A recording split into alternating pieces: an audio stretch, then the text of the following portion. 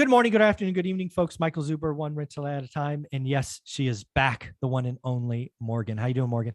I'm good. How are you doing? I'm doing well. So you've been on the channel several times now. Thank you, thank you, thank you. You've brought a lot of insight to mindset, doing amazing things. I believe you're a mother of 4. Do I remember that right? I am. Yeah, good memory. Yep. 4. That's like that many. That's I 4. have 1. I have 1, 2, 3, 4. 4. Yeah, that is amazing. And just to see what you're able to get done in a day, I think you must have like a day stretcher, like 24 hours is like you would 28. think, right? Yeah, I need one of those. Find one now. No, I'll let you know. It's on sale on Amazon, Black Friday right? sale. There you go. But what I want to talk about here, because mindset is really where I think you bring tons of value in helping people already, is around financial stress. I think the last 2 years, when we look back on it, in a couple of decades, money rained down on fools, as Elon Musk said, stimulus money, PPP money. People were told not to pay this or that bill, which increased disposable income. I call them stimulus ballers, right? People just balling out because they could. Oh, yeah. And now we're going into a recession, certainly stagflation, probably a recession. Unemployment's going to go up, probably double. And interest rates going up. Discretionary income's crashing. I think there's a lot of people having real financial stress today. And unfortunately, I think it gets worse before it gets better. So if somebody reaches out to you, whether it's Natalie, a family, a friend, someone out in the YouTube world, how do you kind of break down financial stress? Because I think financial stress hits different. What do you think?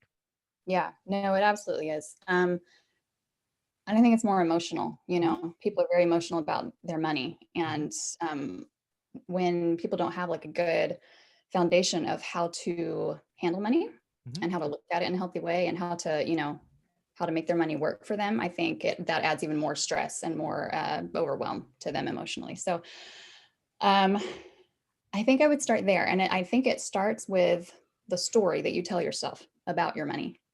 You know, I think honestly, that has a lot to do with it for most people. If you tell yourself that I'm not good with money, you're going to see evidence for that. If you tell yourself that we're running out of savings, that we're not where we want to be.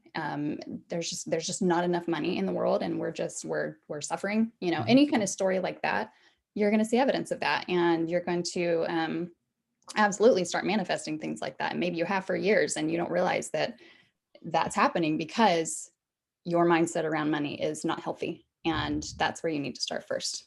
Yeah. Yeah. And sorry, go ahead. No, please. I was just gonna say, in a more like practical standpoint, I think a lot of people could really benefit from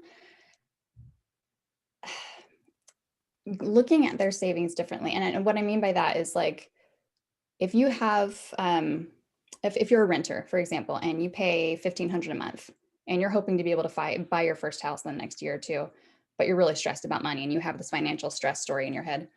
I think something that's been really helpful that I've seen is when you start acting like you do already have that mortgage payment and say that you can kind of project that it's probably going to be around $2,000 a month once you actually own that first home.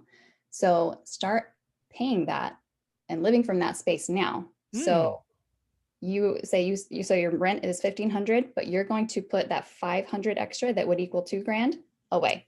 So like that. Put that $500 away in savings. Don't touch it. Do that every month. Let it accumulate, let it build. And 2 years later, you've got a significant chunk for a down payment, you know? Yeah. So that's $6,000 a year, $12,000 in 2 years. I think that's wonderful advice. You know, money is, wasn't always around in my life. Right. And I still carry baggage from being, you know, a kid and then a teenager. Yeah, totally. Knowing that money. My deepest, I don't know, wound, baggage, whatever you want to call it, is money is a stressor. In my household, if we had money, everybody was happy. And if we didn't have money, everybody was mad, upset, just cranky. Yeah. And we didn't have money lots of times. Yeah. So that's what I remember, right? Money was, in my world, I translated no money, pain. Money, good. Absolutely. Yeah. I think lots of people that's unhealthy. Just by the way, it is unhealthy, but a lot of people do that. Let's just acknowledge this baggage. So I guess a couple of things. The first thing I would do, and I tried to do as a parent, was remember that. Yeah. So if you have kids, realize that you're projecting stuff on them that they may carry for decades. Not, again, my mom and dad didn't do it on purpose, but it Right. was, we remember, or at least I remember. And I never wanted to do that with my daughter. So as a parent, if you're your kids are watching and your kids are learning. If they're old enough, have a conversation about money. That's the one thing that my family never did. It was around us, right? I would see my mom cutting coupons. Why? Because it saved us money. I would see my mom staring at her checkbook going, Michael, I don't know which bill to pay. My mom would have the envelopes on the table with different colors, pink, yellow, green. Because again, if you're 1 month late, it's this color. If you're 2 months late, it's that color. Yeah. It's like, it's a rainbow of envelopes. I mean, just talk to your kids about money. Let them know what's going on.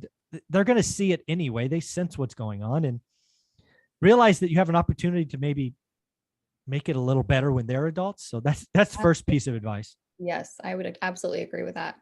And I really respect and admire parents who take the time to do that and to do it at a young age, to start young with your kids, once, like you said, once they're old enough to get it.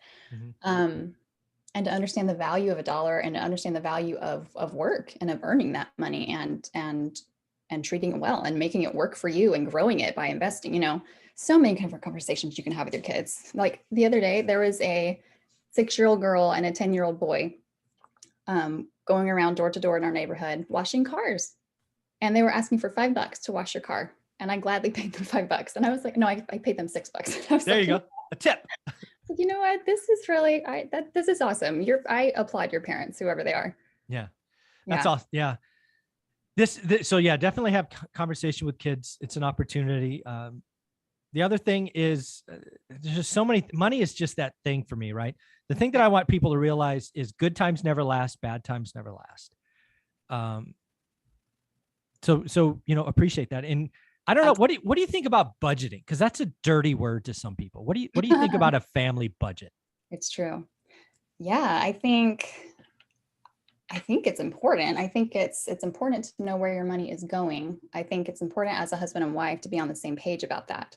I think, it can cause a lot of different stressors, extra stressors in your life and even a relationship stressors that aren't necessary just because you guys don't want to sit down and talk about money and you don't know, where his is going or where hers is going. And I think a big shift in my relationship with my husband, I think it came from being willing to talk about how much we want to put into savings for our kids, each of them, and setting up those accounts for them. Talking about Roth IRAs, talking about what we want to give to, donations or charity or tithing for a church and like all this stuff, like all these conversations we need to have. I think those things are so important to discuss, and it not only will it make your money situation healthier and better, it'll bring you closer together. Absolutely. Yeah. And I have to promise you this, having that conversation before the money is spent, probably a good idea. Yes. Oh, after the fact, not so forgot helpful. about that. Yeah, do that first. 100%. Yeah. But if you're in a place where you've been having bad habits and you feel like there's no way we can go back to like starting over and getting on a healthy place together, yes, you can. You totally can. It's going to take some work, but yes, you can. Yeah. The other thing I need people to realize about money is I think the most important number in a family's budget, or because I had an accounting degree and then an econ degree. My first job was a general ledger accountant, right? So numbers are cool for me. Yeah. Debits, credits, all of that stuff. In that world, you learn about 3 financial statements. Unfortunately, given social media and all of this stuff, most people only talk about 2, and it's actually the 3rd that's most important. So let's break them down. Okay. There's this thing called the balance sheet.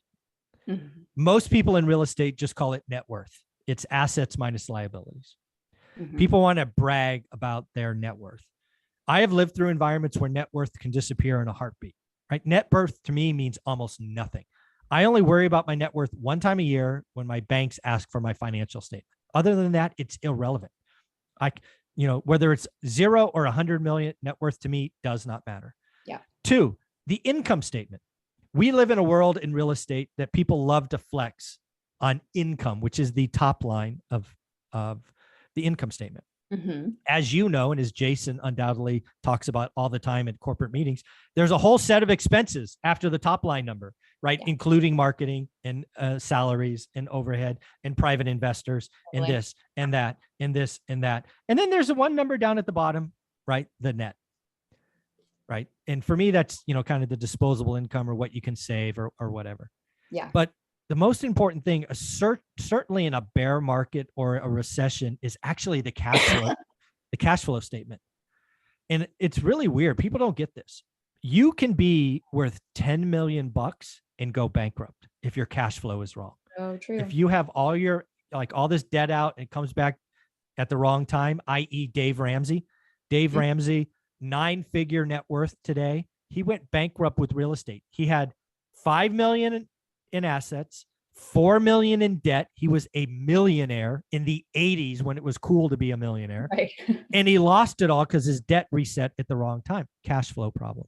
Yeah. You could have 6-7 figures in income, and if your cash flow is wrong, you can go bankrupt. It is all people, and that's why you're going to see a lot of Silicon Valley companies go bust. That's why they're talking about their burn rates. They're talking about default alive because they have to have their cash flow and pay their debt.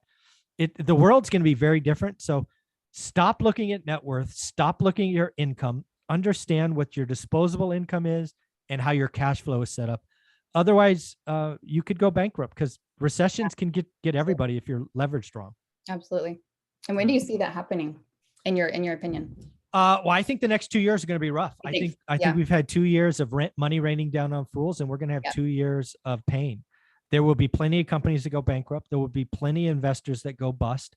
This is the time to get smaller. I think we talked about it last time. Yes. Jason's doing exactly what I'm doing, staying below the median. If it's not in my buy box, don't touch it. No exceptions. We're still doing deals, i.e. I just showed you I'm spending thousands of bucks marketing because I'm looking for that case. But yeah, commissions, like if you're a real estate agent, we did 6.3 million national transactions. We're going to do sub 4, right?